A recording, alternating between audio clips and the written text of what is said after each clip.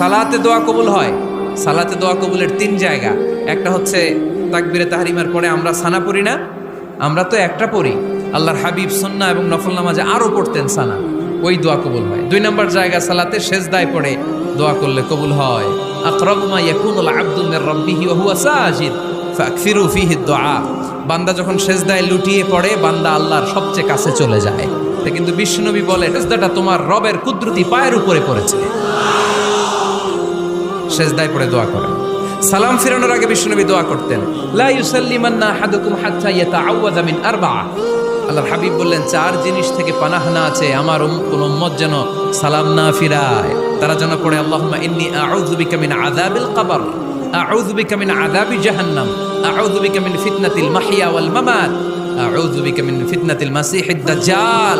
আল্লাহ কবরের আযাব থেকে বাঁচাও, আল্লাহ জাহান্নামের আগুন থেকে বাঁচাও, আল্লাহ জীবন